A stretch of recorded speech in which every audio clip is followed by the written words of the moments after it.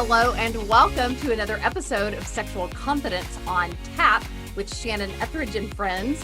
I have a relatively new friend with me today. Rob Kowalski is someone that has started an amazing organization that I'm going to let him tell you about. But I was recently on his podcast and we were having one of those spirited conversations that I was like, we got to do this on my podcast. So Rob, thanks for giving me equal time on Sexual Confidence on Tap. No, absolutely. Thank you for having me on. This is a great privilege. Well, tell us about City Fam. Sure. So I used to be a nightclub promoter. That was, for most of my adulthood, I was either a stripper or a club promoter. That was how I made money. And even though City Fam isn't faith-based, I always have to preface this part of the story. But I became a Christian when I was 27 years old. I had this radical conversion experience where I got baptized in the Holy Spirit and I prophesied. I wasn't even looking for God. It was weird. God was obviously looking for you. Yeah, he got me. And then I was basically like, okay, what do I do for fun now? Because I basically had to stop working in the clubs. I committed myself to, not having sex again until I was married and really just kind of, went all in on it. But life got really lonely and I couldn't find a group of people that I could relate to because I just didn't relate to church people. They were kind of boring to me. And so I just stayed at home alone a lot. And I went to a lot of movies and I just thought if I didn't sin long enough, God would give me this wife and then this loneliness would go away. And it lasted for 6 years. And eventually I backslid because I went back to the bars because I just couldn't do it anymore. I was like, I need to have some fun. I need to be around people. Right. And of course, when I'm in the bar, it's not too hard to make bad decisions because, pretty much you become like the people you associate with. So I started sleeping around again, drinking too much. Eventually I was even using drugs. I just kind of ended up back to where I started. Big downward spiral. Yeah. So I rededicated it a few years later after making a pretty good mess. And I went through the exact same thing where I was staying in every night renting movies. And I probably did it for about a year. And I was so mad. I was like, where's this abundant life stuff that Jesus talks about? Because I don't see it. My life sucks. I was happier before I was a Christian. And they said, well, I was talking to a friend and he said, why don't you start promoting events that give you something to look forward to that won't get you into trouble? And it was kind of like a light bulb that went off. So I started promoting social events that we now call Fun Without Regrets. Started doing service events because I was volunteering through the church and I liked the way it made me feel. And I wanted my non-church friends to feel the same thing. And really just kind of it gave me a social life and made it very intentional because what I really found interesting was the people that I couldn't get to come to church for the last 10 plus years, all my friends, my old friends, I could get them to social events. And if in those social events, there were people like me, other normal Christians, I have to say that normal because not all of us are, but they would really like them and they would develop relationships. And next thing you know, they'd be in church and they would get saved. And I was like, wow, I've been trying to invite you here for 10 years. And now you come to a bar and then you end up here anyway. So it was like this really kind of cool pathway. And I found, I really think that even though again, we're not a faith-based group, but I do think the church is full of older singles and the church has no idea what to do with them. And I was like, they could be mobilized and evangelize the freaking world. We're actually more effective than people that are coupled up because we don't have nothing else to do. Isn't it like 40 to 50% of the world's adult population are actually single? Wow. And actually I'd heard recently that it was more than 50%, which basically means single people make up the majority of the adult population. I love this concept of creating avenues where people can come together for social reasons, but also develop their spiritual side and get to know each other on a level playing field and not feel as if because I don't belong in the church choir, because I can't lead the women's Bible study or preach from the pulpit, I don't belong here. It reminds me of how hymns were originally bar tunes, right? Really? The bars were where the evangelism was happening. Yeah. Matthew's house. There you go. So I want you to talk to me about this concept of saving sex until marriage, because after I did Sexy Marriage Radio, I did a little stint on a podcast called Touch podcast. And there was a lot of people who were very much on the other side of the fence, that the purity movement was a movement that had swung too far to the right.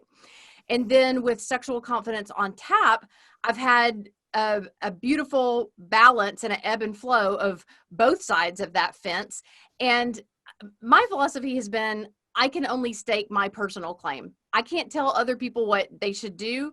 I know what God calls us to. I know what the standard is. I also know that 90% of people don't live up to that standard, but I'm always open to learning from people who have something to teach. Yeah. And from what I've learned about you, Rob Kowalski, you have something to teach. So Thanks. what can you tell us about your journey? I think I honestly might be the person that's lived at more polar ends of the spectrum when it comes to sex than any other human being in history. I mean, and I don't even say that jokingly. I've literally had sex with hundreds of people. I was the king of the one night stand. And then I became abstinent for 15 of the last 20 years. So when you do that, it gives you a very unique perspective on things. And I didn't understand the concept of waiting when I started it at all. And then I started to understand it really good. And now I think I can probably explain it better than anybody. And, you know, the reason that marriage works is because as bad as I want the pleasure of sex, I equally don't want the pain of divorce. So your heart's deceitful. I'm going to let you say that again. Yeah. As bad as I want the pleasure of sex, I equally don't want the pain of divorce. Yes. So you weigh it. Because there's women around me now that sometimes I want to have sex. I would be like, I'd like to just call her over and smash, and I'm like, but would you sign the marriage contract? And I go, damn, no, I already can tell that there's something missing. I don't even need to. So what a great litmus test for your own personal sexual integrity. If you wouldn't marry them, don't screw them. Right. Everybody believes in the golden rule. It doesn't matter what religion you are. Right? It doesn't matter if you're Muslim or Buddhist or wherever. Everybody believes doing to others as you'd have them doing to you. Well, if you are sleeping with somebody's future wife, that's not a great way to love your neighbor. So, you have to ask yourself that question. But what we don't want to do is we want to go, well, I want to take it for a test drive first. But what happens is you're not evaluating, not at least the same as you would if you were only choosing one. And what happens is because we're sticky, there's oxytocin, people get stuck together, and those soul ties are so hard to break. Sometimes people never get out. They spend their whole life with the wrong person, and then they miss their purpose because now they're not transmuting their sexual energy to figure out what they're here for and actually get moving in that direction. They choose the wrong person that doesn't have the skill sets to complement their skill sets, and they never get there. And then they use football and beer to escape reality because they're living in Egypt and they're not in their promised land, and they feel the pain of not living in their purpose. And they're at that point, it's too late. Yeah. Instead of waiting for Mrs. Right, they settle for Mrs. Right now. Instead of waiting for Mr. Right, they settle for Mr. Right now. And you're right. Once you have sex with that person, you're pretty much stuck like glue. What are you going to do with that relationship now? If this wasn't where God originally was leading you, you've got a mess on your hands. Absolutely. So continue to unpack this. How have people, well, first of all, how have you presented the concept of waiting until marriage to an adult population who probably is just scratching their head and looking at you like, you got to be kidding me. Like, I'm not 15. Right. Yeah, absolutely. Especially with my past, because I was such a notorious man whore. For me to come out, people are like, what are you talking about? But I like to start with the numbers, that the divorce rate for people that wait, for people that marry as virgins, is 6%. So you'll hear a lot of people say, no, if you wait, then you'll just marry the wrong person to have sex. Well, it's not true. The numbers don't support it. There's only a 6% divorce rate.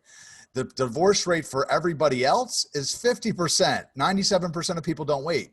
So that means your chance of being happily married is pretty freaking slim if you do it the way that everybody else does it. So and here's the other thing I always say to people: of the 50% that don't get divorced, what percentage of them are happy? Because that's the real question. I don't think the number is as high as people think. I think a lot of people stay together for the kids and for finances. So, maybe half of the half. So your chances are 1 in 4 of being happily married. The other thing I look at is. So hold on, rewind that tape. Yeah. So quote that study again, that for people who save sex until marriage, there's a much smaller percentage of those who go through a divorce. 6% divorce rate. 94% of the time they stay married. Who did that research? That is amazing. I don't remember. I have to look up the source. I think it's still on my website. If you go to whywaitingworks.com, actually, I flipped the website. I used to have all the links from all the sources from my book, but I'll look it up and I'll message, or maybe you can put it in the show notes by the time this aired. Yeah. But it is pretty well documented that the divorce rate for everybody else is 50%. You know, everybody knows that. And I think we're numb to it. You know, like at this point, everybody doesn't really think about it anymore. But, you know, this is why it works. I realize that the no sex before marriage, just to say that sounds extreme. But if I was to say to your listeners, how about no sex before love? Can you relate to that? Most people go, oh, yeah, I can get my mind around that one. Yeah. You say, okay, great. How do you know if you're in love? Because I think that you'll marry the person to prove it to yourself and to them. Because again, the heart's deceitful. Imagine if you and I were dating, Shannon, and I said, Shannon, I love you. Let's have sex. You said, I love you too, Rob. Let's just go to the justice of the peace real quick. I'd be like, oh, damn. Let me think about this a little longer. Right? That's what I would do. I'd be like, damn. Let me think about it. Because now I want to see if my heart's lying to me before I get myself into something complicated with you. That maybe I can't get out of. And even if I do get out of, like, I used to think I was going to be like George Clooney. I was just going to be like always single. I didn't ever want a relationship. I just wanted casual sex. But what would happen is the girls would give me the sex. Usually I would lose interest, to be honest. As soon as I ejaculated, I'd lose interest. Wow. Sometimes, and there's a great TED talk on this called How Your Brain Falls in Love by Dawn Mazur. She's a biologist, and she talks about women release oxytocin during orgasm. Men do not. Men release oxytocin when they commit, which makes sense. If you think about marriage. Which means they can be a man whore. Right. That's why women get, you know, men can hit it and quit it, but women will get clingy after sex. I've seen it happen a million times to me where I'd have conversations with women and say, look, don't sleep with me because this is just going to be sex. And they would be like, it's okay. I'm good. And then we'd have sex and then they'd get mad at me. Act all cool. Well, then they get mad at me after the sex because I didn't want to just have sex with them. Yeah. So let me translate for the rest of the world. I know that you probably have already figured it out, but let me translate for the rest of the world. Women will barter with their bodies for the commitment that they long to have. They assume that if I give Rob Kowalski or whatever single guy my body, he's going to fall so in love with me that he's going to throw out his lifelong bachelor card and I'm going to be the one that totally changed his paradigm. You better rethink that strategy because the only way to change a man is if he is in diapers. Love that. So continue. Intriguing conversation thus far. Yeah. So I don't know, where do we leave that? I said basically that. Well, men don't commit. Yeah. You know, so yeah, men can hit it and quit it a lot easier, and women are going to get clingy because of the oxytocin. And I always tell women it's a very dangerous proposition for a woman to have sex with a man before commitment. And when I say commitment, I mean a real commitment, which is marriage, not just, you know, even a status on Facebook or a boyfriend or even an engagement ring for that matter, because it's so easy to get out of. That's the point. Marriage is hard to get out of. It's going to cause me pain. So now I'm going to think about it very carefully before I sign it. And what you said before about trading what you want most for what you want right now, that literally is the definition of failure, is trading what you want most for what you want right now. And I used to do it. And later on comes, and then I wasn't happy. I tell you, before I recommitted myself to sexual purity, the worst time of day for me was the mornings, because I would wake up and I did not like my reality, you know, that I'd created for myself from all the, you know, just living for myself for the most part. And I didn't really have anyone in my life that loved me or that I loved. That really wasn't adding value to anyone's life that I felt.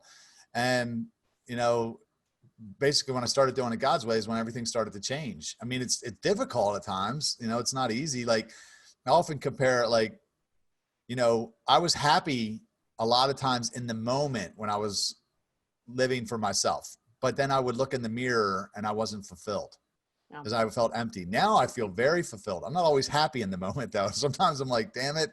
I will get up at 4:00 in the morning and I'm working 15-hour days, but I'm very fulfilled. Yeah. So and you've surrounded yourself with people that you can sublimate your energies into. Even though you don't have a marriage, you are investing in people's lives and people are investing their lives in you. So I love that you've created this surrogate family around you. How do they respond to this message of, yeah, even though you're an adult, even though you may have been married before, I'm calling you to a higher standard of don't have sex until marriage the next time around? How do they? Yeah. So I think a lot of them kind of laugh, or, you know, it's drawn a lot of people into the organization. I always have to say CityFam is not the abstinent group, because I'm sure there's people having sex in the group. We're not the sober group. We're the group that's trying to become the best version of themselves, right? So I just make an argument for the fact that the quickest way to do that is to get pure in this area of your life, because what it forces you to do is, number one, sex transmutation. You take all that energy into like putting it back into yourself and really figuring out why you're here, and then moving the needle forward toward your purpose. The other thing it really does is I needed community like I needed air when I started waiting. When I was not waiting, I did not need community. I didn't need it. Because you were always looking for the next I was just hookup. I was going out to get a piece of ass. I was going out with my friends to the bars. We weren't adding value to each other's lives. We were just hanging out. When I stopped doing that, I was like, I had to start adding value to other people's lives, because there had to be some substance to the relationship, because I wasn't just chasing tail anymore. Right. So now all of a sudden, here's how it worked. God revealed my purpose to me when I got obedient in this area of my life. It was so awesome and so exciting, but I didn't have the skill sets, the resources, the money, none of the above to do it by myself.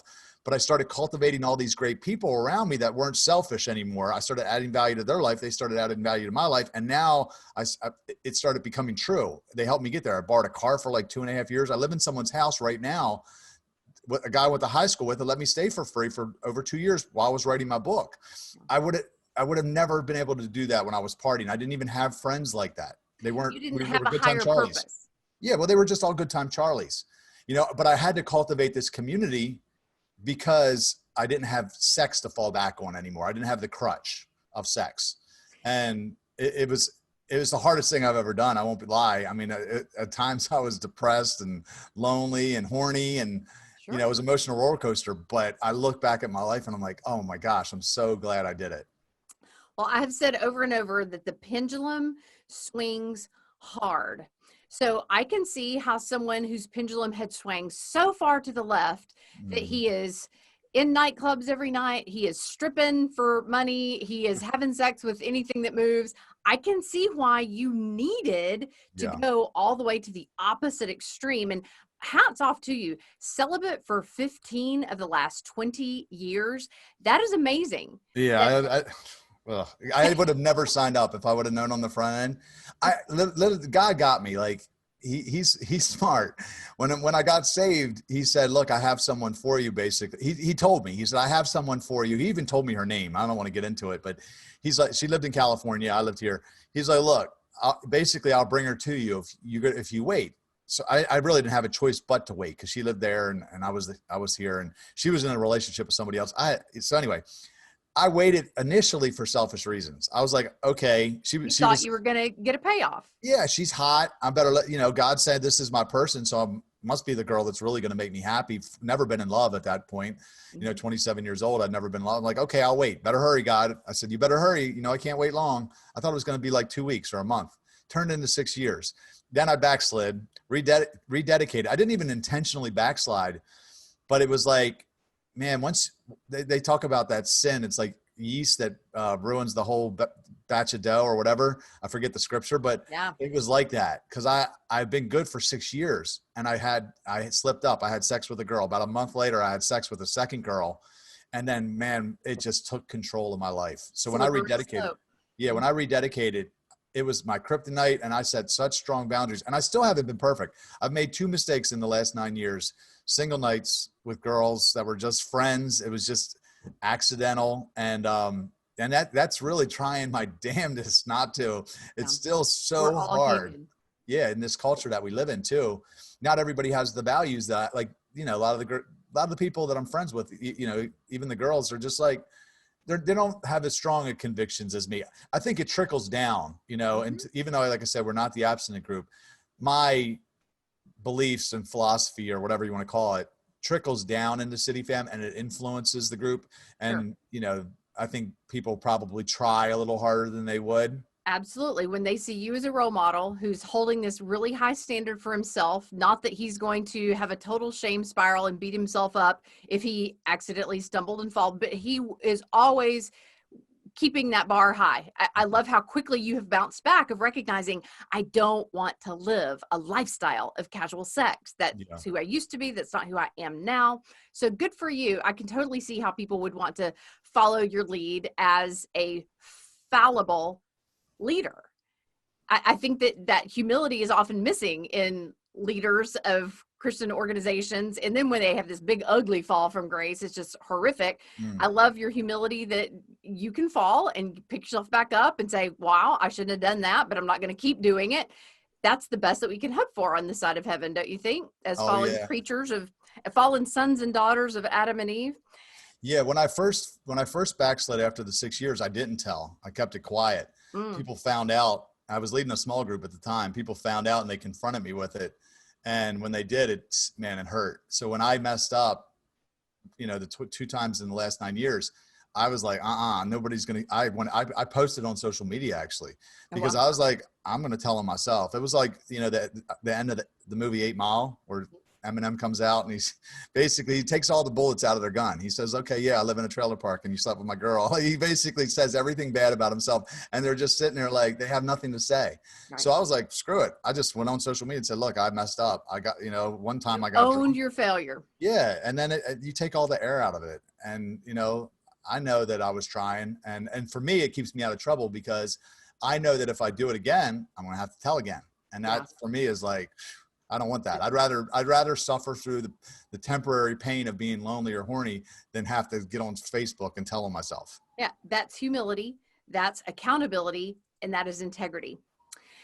So Rob, we are living in a day and age where many of the parents of teenagers are those who went through the purity movement when it was at its peak, where there was the silver ring thing, ceremonies going on, where people were making their pledges, some of whom lived up to that, the majority of whom didn't. But now they're looking at their teenagers, and this generation has basically been raised on porn. Like they found internet porn before they were even in the 3rd grade, most likely. Crazy. And so what advice do you have for parents trying to raise a generation with sexual integrity, but not wanting to, I'll use their expression that I've heard over and over again, not wanting to serve them the purity movement Kool-Aid as if it's a doctrine that is held. Okay, let me back up and say it this way. Sure. I think that a lot of people who saved sex until marriage the first time around wound up in hindsight going, wow, the people who poured into me created an expectation in my mind that if I save sex until marriage, God's going to totally bless my socks off and he's going to give me the most amazing sex life ever. And then it didn't happen that way.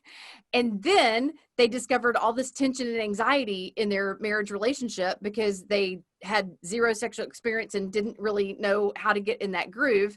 And then in hindsight, they looked at it as that was almost like higher than the salvation doctrine. Like the church focused so much on being a virgin until you're married that grace, mercy, forgiveness, unconditional love of God, all those things were secondary to this higher standard of you got to be a virgin when you get married. So now they're looking at their teenagers and going, what can I do to balance this conversation to inspire them toward sexual integrity, but not create a shame spiral for them if they fail to? Yeah, that's good. I mean, I think purity is only one part of it. Like there's so many parts that go into finding that right person, because trust me, I've gotten tempted myself where I'm like, for the love of God, I'm just going to pick somebody, just so I can have sex. Like seriously, I've thought that. Oh, you gotta make that wife feel so special. I just picked you because I wanted to have sex. I messaged a couple girls recently. I said, let's just elope and get straight to the honeymoon. I was joking, but I'm like, of course I wouldn't do it. But I do believe that there's people that probably do it, that probably marry for the sex. Oh, they absolutely do. Are you kidding? There's a lot of people who just assume that if I want to have sex with this person, I just need to marry them. Right. No, and then they wake up and go, oh my gosh, who did I marry? Exactly. That's what I would be doing. I'd have fun for about 2 weeks. We'd like screw like bunnies. And then I'd be kicking myself going, damn it, you idiot. What did you do? So that it's really just one component, because you gotta have discernment. You gotta have, pray your way through it, peace with God. It's got to take some time. You probably want to date the person for 6 months. I would say maybe minimum. I don't want to put a hard and fast rule, but I would say 6 months is probably a good amount of time to see that real person and see. But I do know that what's the alternative? Because, like if you have sex, it's going to give you feelings of love, you know, and you're going to miss the red flags. Masquerades as So love. but I think the kids now, what they want is they want the practicality, which is when I made that 10 reasons video that went viral on YouTube, I didn't want to explain like, oh, it's a sin, or you're, you know, whatever whatever the marriage bed or whatever the word is. That's not good enough for this generation. No, They don't care about that. No, I'm like, look, this is the way it's going to play out for real, for real. Yeah. And I just explained it very practically. And that's why I think people responded so well to it.